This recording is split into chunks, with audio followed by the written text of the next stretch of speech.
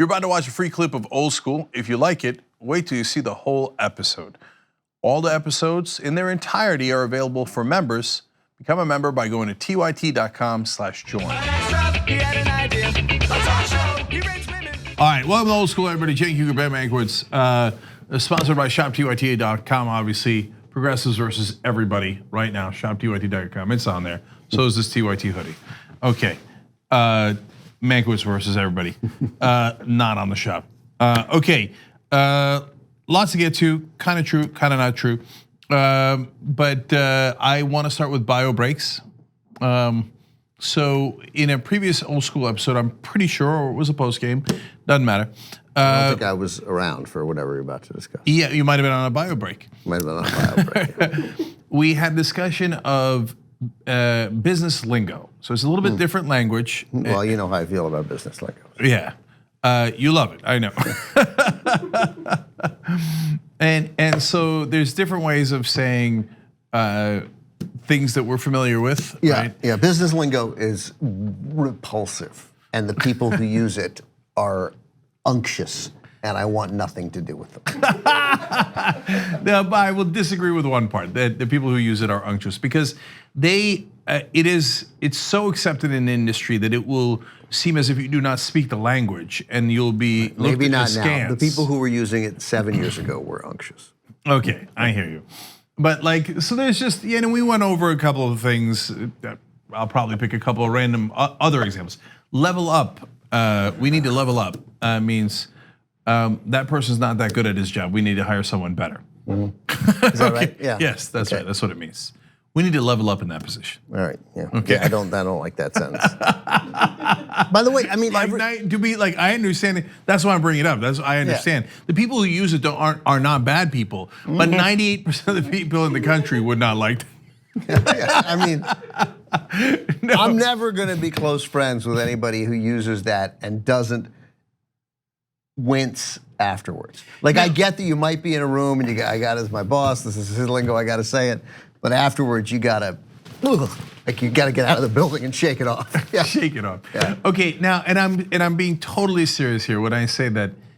Look, if you were in that bubble and in that context, everyone says it. So you would not feel that way. And they're good people. Okay, so just won't buy it. He's not budging. Okay, but I get that if you're not in that context, yes, it does sound off-putting. Okay, it doesn't sound off-putting. It is off-putting.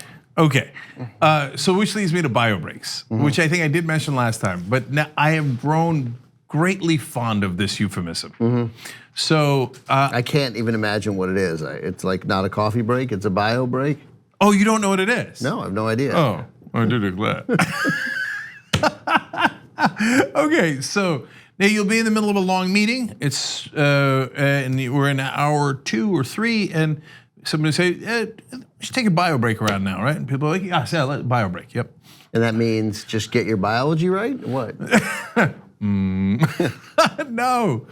Go to the bathroom. And maybe get a snack or a coffee. Oh, so it's biology in both directions. Right. It's take care of human biology. Take care of human needs. That's right. Yeah. And I liked it. I've grown, like I said, I've grown to like that euphemism, because I mean, what are you gonna do in the middle of a business meeting? Like, I got to drop off a couple kids at the pool. No, you're not gonna say that, right? I gotta go to Lou. I gotta go visit Sweet Lou Pinella. I have a suggestion. This was a radical suggestion, I know. But what if, and just hear me out, what if you just said, we've been going about 2 hours now. Let's take a short break. Be back in 10 minutes. I'm guessing there's some chance that the people on that break would think, now's the time to use the bathroom or get a snack. And if you don't get that, then the company's gonna need to level up and eliminate. Yeah. No, but bio break means like, look, I know, but it's a way more pleasant way of saying, look, guys, I gotta take a leak. We've been in here for 2.5 hours. But nobody needs to say that either. Can we take a break? There've been breaks. That's why the judge says we're gonna take a short recess. Be back in 15 minutes. But nobody goes, Judge, is this a bio break? Yeah, imagine. Your Honor, quick question. Yeah. This recess. But imagine. Can I get Doritos and piss? Is that okay, Your Honor? And you know what he would respond? Oh, why didn't you just say you needed a bio break? Yeah. Okay. Gaslighting. We've also talked about this in the past. Yeah, that's gone too far. But I mean, it's gone too far because there's too much gaslighting. No, it's a real thing. It's real thing. It's never going away either. No, because it's just it's too effective. It is, and it's a trait of some folks, and then they get positive reward for it because it does work, and so then they become that person, and it's like saying, hey, are people shy people? Are they ever going away? No, there's extroverts, there are introverts. Shy people are going to be around forever. Gaslighters are going to be around forever. So if you're not familiar with gaslighting, which I wasn't until like a year ago, and then I was like amazed by the concept, and I was like, yes, that's what's been happening to me my whole life. Is so someone making you feel like you're the one who took the crazy pill, when in fact it's them manipulating. Okay, and Ben claims it has something to do with an old movie. He's totally biased. Right, totally. Okay, name of the movie that it's taken from? We went through this last time. Let's see if I remember. Jesus Christ. Gaslight? Hey, there we go. Okay. Hey, listen.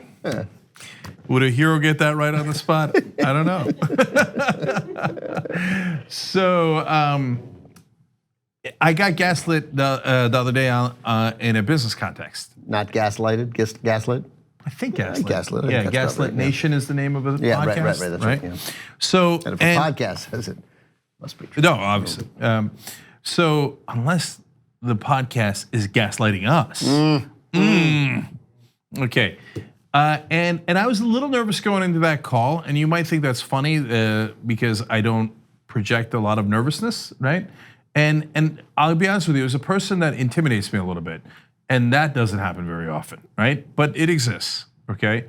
And so I was already getting intimidated. Jack actually gave me a little bit of a pep talk. Jack works here. He's Method Man, and he's like, "Why don't you just tell him what you think and then be done with it?" I was like, "God damn it, that's good. Why didn't I think of that?" And if you don't know Jack, okay, that's Jack 101. Why don't I tell you what I think and then be done with it?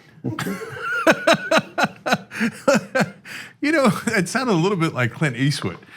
It does. I mean, the problem, and I'm not knocking Jack here at all, and it sounds like good advice in this situation, is that people who operate like that, I don't really see Jack as a person who goes around, just saying what he thinks and being done with it, I mean, Jack is, Jack likes He's a reasonable guy. He likes to build consensus, Yeah.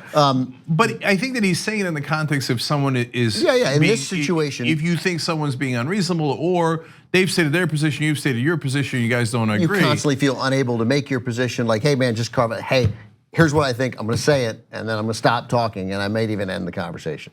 Yeah. Right. And so no, Jack will look for unity, but if he doesn't find it, then he'll find a line instead and he'll draw it. Okay, so I like how Jack's become Dirty Harry all of a sudden. Go ahead, draw my line. But most times, if like Dirty Harry existed in life, and it may be that Clint Eastwood is like this, it turns out, right? That person is, I mean, if you're not famous, that person will have no friends.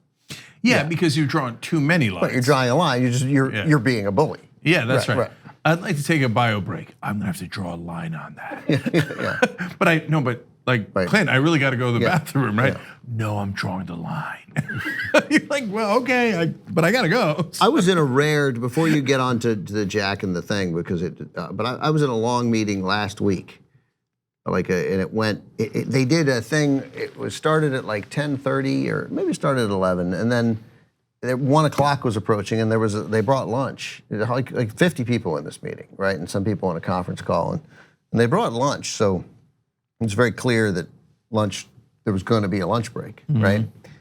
And the person running the meeting, who I like very much, said, "Okay, just a couple more quick things," right? Except they weren't quick. They were each like 21 minutes at one, like with the lunch right there. And so then it went to like 1:42 after starting a little after 11. And I noticed that people were just taking bio breaks, which I like. Like, I'm a grown person. I'm gonna get up and I'm going to go to the bathroom. Yeah. Some guy went and got coffee. Like he was like. So what was this event again? It was just a big meeting, a big company meeting that so it was and 50 people and conference call and. We got it. We're getting an old school rule here in a second. I love this. Keep going. And so but they missed the window of ending the meeting. You know, like there was a. And so I just mean I was in that meeting and I noticed that people were just going. I was so impressed with how attentive I was from like 11:15 to 1, and then when that thing continued and it didn't end at 1 and it went to 1:42, then I just started playing Sporkle on my phone. Okay, I don't know what Sporkle is, but it sounds the exact kind of thing you would play on your phone. Yeah, it's an app. It's a trivia game. Of course it is. It has to do with sports. It could be. It doesn't always. In fact, I played. It was a Sporkle game. I recommend it to everyone of Jeopardy, Final Jeopardy questions about baseball over the last 35 years. Did it have asterisks? We designed this game for Ben Mankiewicz specifically. Yeah, well, there's some other people on Twitter. I saw it on Twitter. Some guy was like, "Hey, I just tried the Sporkle." I was like, 107, and we're apparently no closer to these box lunches. I'm playing Sporkle. Okay, so there's so many parts of that story that I love. Number one, that you're like, well, look, you can't ask me to do better than 11:15 to 1 o'clock. I gave you everything I had. I gave 110%. That's right. Yeah. You're going past 1 o'clock. That's not on me. That's on you. Okay. I'm not. I give you till 106. I'm not a crazy person. You know. You're not unreasonable. But 103, I got to get the sense that we're in the wrap it up. We're in the wrap it up stage. Yeah. And that's why I'll often say, look, one last thing or final thing, because I'm giving you're giving a verbal cue to people that I'm not going to keep you from your box lunch for too much longer. You don't need to break out Sporkle yet. I'm almost done. This is not a filibuster. It's merely an unnecessary point. Yeah, that's right. Yeah. Because if you're at a final point, you probably didn't need it. Probably didn't need it. And you had an hour and 45 minutes to make your final point. Mark Thompson yesterday on the program, or maybe it was Monday. I don't know. Whatever day I did the show, I did it with Mark and Johnny Pye and Brooke, and Mark did that a couple times, just sort of, it's very subtly in honor of you. Yeah, He's like, one final thing, one last thing, one final thing. Yeah. You know, someone here got me a mug that said, one super last thing. One super last thing, yeah. I drink heavily from that mug. Here's the old school rule, then we'll get back to gaslighting. First rule is adults can go to the bathroom anytime they like. That's right, anytime they like. Yeah, an adult never has to ask permission to go to the bathroom. Never, it's outrageous. Yeah, I mean, if you're in prison or whatever it is, and we'll allow exceptions for people who are literally under guard, okay? Yeah, right. But otherwise, adults get to go to a bathroom anytime they like.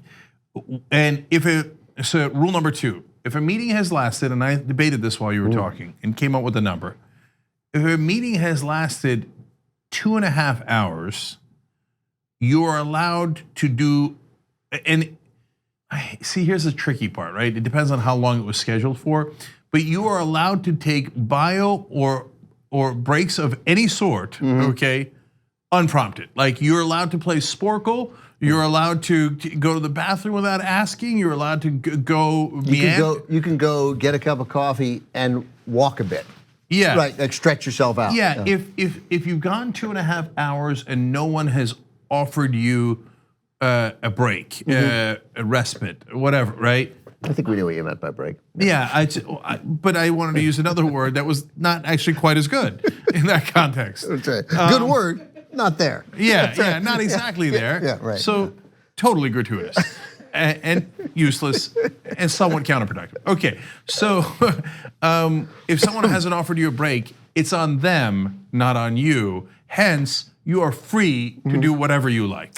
Yeah, so I like the idea of somebody just getting up, walking out, and coming back 9 minutes later. Yeah. And they're like, "You okay?" Yeah. And you're like, "Yeah, I just got some coffee and I took a little walk." And they're like, "You took a walk in the middle of the meeting?" You're like, "Hey, that's on you." Yeah. And then like, why did you do that? That's the old school rule. Old school rule. Right. 2 hours and 36 minutes, you showed no sign of a break. I had no choice. Now let me put a very important corollary. Yeah. like if you can, it makes, so like here's the two different contexts. If it's a big company-wide meeting, a la what Ben was describing earlier, take a walk. You're allowed to do anything you want. There's 58 people in the room. They're not going to miss you. Right. And it's okay. They should have taken the break earlier. If it's like a 4-person, 8-person thing, and you're all in a room, and it's more challenging. Yeah, no. Then the corollary is then you have to ask, right? Like, hey guys, can we take a bio break here? And if people are like, let's just keep pushing, you'd be like, okay, great, I'll be right back. Yeah, I don't right? think, I don't think we're almost done. Let's keep pushing forward. Almost done like 3 minutes or 33 minutes, right? I'm going to disagree with you on because I don't think you have to say, can we take a bio break? I think you just have to say, excuse me. You know, and if the person goes, hang on, then that might trigger someone to be like, give me 2 minutes and we'll take a break. Right? 2 minutes is totally fine. I will. It is permissible. Right. What about this? Like, give me 15 minutes and we'll take a break. Like, no. We're not negotiating when I get to go to the bathroom. Yeah. You know why? I'm an adult. We already established. That's right. That's right. So if you're in a meeting though for like 13 minutes and you're like, I'm out of here. Right, obviously. No, that's not cool, right? You can't do that. But 2.5 hours in, the onus has shifted. Okay, which leads me to one of my favorite things in the world, a rebuttable presumption, right? If we're in the first half an hour of a meeting, the rebuttable presumption is don't leave the meeting, don't get distracted, etc. We're in 2.5 hours into a meeting, there's been no break, the rebuttable presumption is you are allowed to be distracted. Right. Okay, and you're allowed to take unsanctioned breaks. There, I laid it down, okay? Which will come back to probably bite me later because I tend to have very long, laborious meetings. Okay, so back to gaslighting.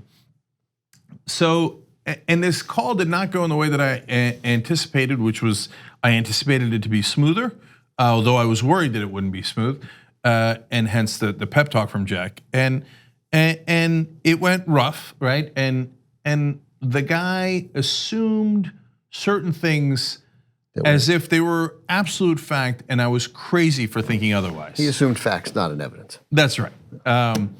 And he tried to enter that into the evidence before the bio break. Right. And so, and previous versions of me, so when I was immature and 47, would have been intimidated by that. Are you 48 now? Yeah. So you're about to be 49. Yeah. Well, that's a shame. Yeah. Thanks for pointing that out. I appreciate it. Sure. Okay. So, God, we're all so old. You know how old JR is? Yeah, JR's gonna. What, you're gonna tell me JR's 40? He just turned 39. Yeah. Oof. When he came here, he was like, a kid. He was like 19. Yeah, he was a college student at USC. Yeah, I mean he was not obviously. He was like 22, 21, 22. Yeah. 22. Whatever. Be, yeah. No, it must have been a little bit older than that, but still, he was. Could have been kid. 22. This is 17 years, right? Yeah. Yeah. So he was there right pretty quick at the beginning. So yeah. Wow, man. JR's 39. He JR's came here to 40. intern as a student. That's a weird. Well, tomorrow is our 17th anniversary. Yeah. Okay. So, anyways, and since we started on Valentine's Day? Because Sirius Satellite Radio launched on Valentine's Day. Oh, okay. Okay. We actually did our first show in January. Yeah. Right. And that's the one we sent in and the one they aired. It's it, right? But it officially went on air on February 14th, 2002. Okay. Anyway, I'm just a little proud of myself that I stood my ground and I was like, okay, that's how you see it, and I see it the other way, and so that's okay. We see it differently. He's like, no, but that's what you're saying is really not normal and not, is. Did he say it was wrong or whatever, right? I don't remember the exact words. And he's just coming at it from his perspective. I don't think he's trying to gaslight me. I don't think he's coming at it from a bad perspective. I'm not trying to put anything on him, even though I'm not telling you who it is and you have no way of knowing. So I genuinely mean it. Like I'm sure that he totally believed what he was saying. But was he talking about AIPAC? No, he was not.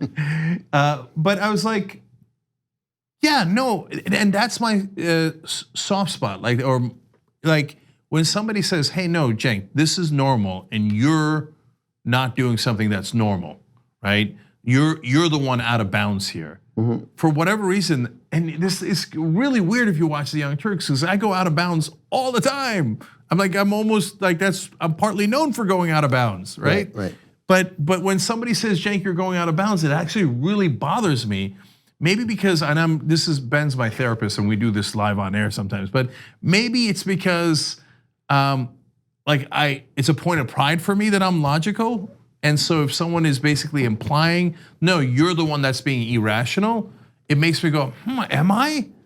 Am I doing something wrong here? Am I doing something that's out of bounds and abnormal? But I realized, no, that's just it's partly a strategy. Even if he doesn't mean it as a strategy, it's a strategy that he's using, right? And I was like, okay, agree to disagree. And that was how it ended? And pretty much. And I was like, I got off the phone, and normally I'd feel terrible after one of those calls. I felt fantastic. All right, well, that's good. Yeah. Right? Yeah. Sort of, honestly speaking your truth, like Jim McGreevey. McGreevey. That was an expression that never existed and then sort of took hold, and that everyone, I'd never heard that in my life, and I've heard it 10,000 times since then. Yeah, that's right. My truth. Yeah. So Jim McGreevey was the governor of New Jersey, and he turned out he was closeted. How did they, quote unquote, catch him? Do you remember? Because I think he appointed his lover to a lover. He appointed that is a really funny word, isn't it? Yeah, he appointed the man with whom he was having a intimate relationship to some post. Yeah, but like a Homeland Security post. Oh yeah, it was one of import. It was one of that needed security. I think he was Israeli. So we have a national. Hey. Sorry. Okay, all right. I regret it. I apologize. And so there's always an assumption with an Israeli. Again, I'm sorry, it's twice. That they're badasses and are going to be great at security. I know, right? That's so funny, right? But and that's why. I'm like, that guy was probably in the Mossad, right? That's why Sacha Baron Cohen's skits were so hilarious. He's like, I'm in Mossad, not Mossad, for 13 years, right? That's not Mossad, right. Mossad. And the minute he says Mossad, people are like, oh no, he knows security. Right. What do you need me to do? Get down to my underwear and start yelling like a madman? Right. No problem, can do. What do you need me to take I don't know how crass I want to get here, but take a inanimate object, stuff it into my mouth. No problem. No problem. Can do. He's from Mossad. Everybody step aside. He's from Mossad, not Mossad. So I think he appointed that guy to a position, and that sort of caused some sort of investigation. And we're not, but that's what touched it off. And then he came clean, and his wife was by him there. But then they, of course, broke up later. And then he said his truth is that he's a gay American or something. Yeah, he did. It was such a, at the time, a weird way of saying it, and I gaslit him. I said, that is not normal. And now it's like that again. That seemed like it was such a big story, and now it's like, nothing. And in fact, you're like, obviously good for Jim McGreevey. Yeah, and so obviously there was a healthier way to get to that revelation. Yeah, especially for his wife. And blah blah blah, and he shouldn't have pointed the person to the security post, even though he's Israeli, had no security experience whatsoever, etc. But having said that, okay, so what, right? And Golan Sippel is his Homeland Security advisor, though Sippel lacks experience or other qualifications for his position. To be fair, he did take Jim McGreevey to heights he had never been before. All right. Yeah, he announced he was gay on October 12th and announced he would resign the governorship. Yeah. Okay. And so McGreevey, like 10 years later, popped up and was doing something really great, is my rough recollection. And I was like, look at McGreevey doing good in the world. God bless his heart. And look, you know what? So look, these days, if you're young and growing up, there's people that don't like people in the LGBT community. We did a story about a guy out of West Virginia earlier in the week. Said terrible things, but a lot of you might not have ever lived it, so you don't. It might be hard for you to relate to. You can logically understand, but hard for you to relate to what a guy like McGreevey had to go through, right? It was 100% accepted that he would be closeted at the time that he was growing up. Not 100% to be fair. Of course, other people were not closeted, but most were. And then he's getting into politics, and then he had in his mind, and understandably so, feel like he had to be closeted. And so you got to live that for so long, and there's so much pressure on you. That's why, like, it's easy to look and go, oh my God, I can't believe that he did this, and he put the guy on the post, and blah blah blah. Now I look back at it like, bring him back. Yeah, he was a volunteer for Exodus Ministries. This is from Wikipedia. Performed service to former prisoners seeking rehabilitation in the Church of Living Hope in Harlem. He was continuing his training at All Saints Episcopal Church in Hoboken. That he was trying to be a priest, but it was apparently he was rejected. His application to become a priest was rejected, but he continued to work at work with inmates with drug use and try to rehabilitate them and help them. And it's just, Alexander Pelosi did a documentary on him called Fall to Grace, HBO documentary. That's a very clever title too. It is. Yeah, I know Ben enjoys clever titles. I do, it's a good title. Yeah, she's an interesting filmmaker. Anyway, that's we brought that. So up he works with it, but he's got some job for Jersey City too. He works with helping prisoners reintegrate into the community. So he's still doing that. Yeah. Like, because most people, what they do is they fall from grace, then they do something that is to rehabilitate your image, etc. And then you either get back into politics or you go get a giant paycheck from Wall Street. It's usually how politics works. But it's been like a million years. Yeah, at least. Like he seems to actually genuinely want to help people. That's at least weird. through 2015, he was still into this. Yeah, when did he resign? 2004. 11 years later, he's still running this scam about helping other people. Man, that's admirable. Yeah. Okay, or maybe, just maybe. Maybe he's an okay guy. He means it. Yeah, maybe. Okay. Maybe I should bring Jim McGreevey on the conversation. Sure. I kind of like that idea. I still have a couple of people in the back of my head as unfinished business. Like, I still want to find. Wait, what did Phil Davison say? Randy Gonzalez. I still want to find Randy Gonzalez. What Phil Davison said about Randy Gonzalez? So Phil Davison's the crazy guy who was running for something in Ohio. Right? Yeah, some accountant position in Ohio or something. And this was like about a decade ago now, and it was one of the first things that, not one of the first, but one of the among that group that went viral. And he's like, "If elected, I will serve." And it was, I remember. Who said that? And it's such a great. Can we find Phil Davison? Let's find him, okay? So, and in the middle of one of his rants, he said, "So tell your friends, tell your neighbors, tell Randy Gonzalez I'm coming." Okay. So we found Phil Davison, but we never found Randy Gonzalez. Yeah. And by the way, we reached out to him. To be more accurate, we did find him. And we asked Randy Gonzalez to come on the show. And he's like, "F off, dude." He's like, "This is already really strange." And I'm like a random guy running for a low-level position in Ohio. Right. And now all of a sudden everybody wants to like talk to me about how Phil Davison yelled at me. Right. So whatever became of Randy Gonzalez? That makes me like Randy Gonzalez.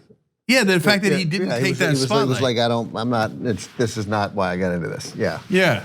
He just wanted to do some accounting. I just want to add some stuff up for the county, man.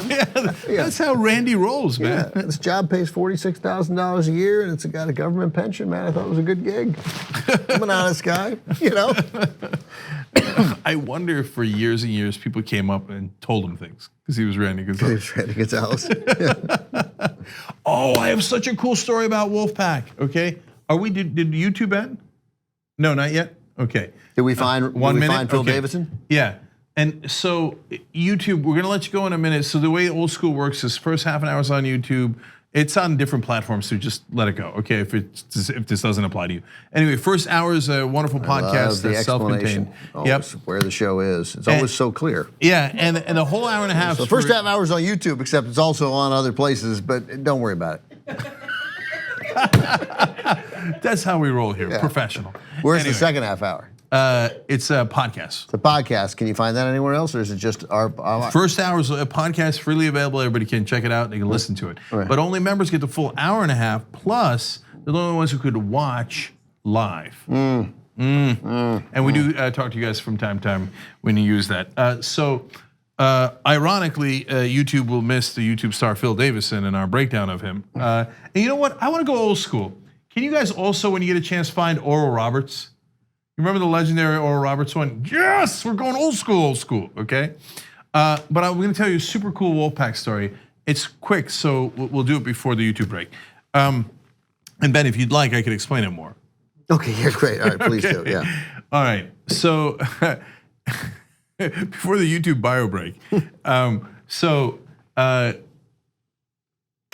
Wolfpack, they're talking to a legislator in one of the states that they're working in. They're not. Just tell people on like the podcast.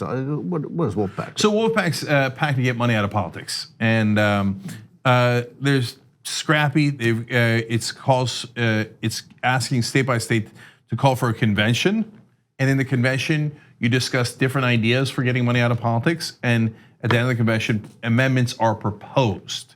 Okay, it's a single topic convention, and so you can't talk about abortion or balanced budgets. It's just about campaign finance reform. But within campaign finance reform, conservatives can make proposals, liberals can make proposals, etc. And then whatever comes out of the convention, then 38 states have to ratify for it to become an amendment. So that's why they're going state by state and getting people to say, yes, we would like to have a convention about campaign finance reform. Okay. How many states need to say they'd like to have it? 34. Okay, and they have 5 so far. I'm going to testify in the state of Washington on February 22nd. Come join me. Washington at wolf-pack.com. We'll get you more information, and hopefully we're going to bring a whole bunch of people to that committee hearing. Okay, I was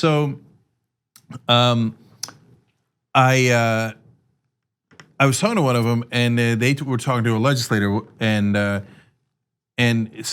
what did he say? He said something like, "You guys, you can come find me." The Wolfpack staffer was saying, and the guy said back to him, "Otherwise, you'll come for me, right?" And he was quoting my original speech when I launched it at Occupy Wall Street. Right. They're not coming for us anymore. We're coming for them. Right. And I was like, that's kind of badass. I like that state legislators know that. Sure. Yeah, that's good. Yeah. Yeah, and that's the thing, Ben. Which matches our theme of the day a little bit, which is that we're old, but that's a good thing. We've been around for so long on the internet that so Anna's in Munich right now at the Munich Security Conference. The president of Estonia asked to be interviewed by her, and so did the former prime minister of Denmark. You know, because and this is a phenomenon that happens more in the rest of the world than in America. They go online to watch American news because they don't have American television. They can only see things online. And when they go to see news online, what do they see? They see us. Right. Okay. They see others too. They see CNN, et cetera. They're now on YouTube. For a while they weren't actually. For a while it was just us. And so they think, oh, the famous American broadcaster Anna Kasparian is here. Right. Right. Yeah, it's great. And that's pretty neat. I very much want to go to Munich. I've never been to Munich. I've never been to Germany. I've never been to London. That's weird. Yeah, I know everybody. And you should be made to feel weird about that. Yeah, I already feel weird. Success, you've achieved success there. I feel. Yes, I feel weird about gaslit someone. But I think the next time I go to Europe, I'm fortunate. I think I'm definitely going to go to London. I'm definitely going to go to Munich. I don't know why. I'm really into Munich. Yeah, I want to go to Dusseldorf and Stuttgart. You just want to say them. That's true. I mainly want to say them. Okay, YouTube, much love. We'll see you next time. TYT.com/join to become a member, get all of old school. Like what you see? Of course you did, it was old school. So click the subscribe button below and don't forget to ring the bell to never miss another video from the Young Turks. You got a question,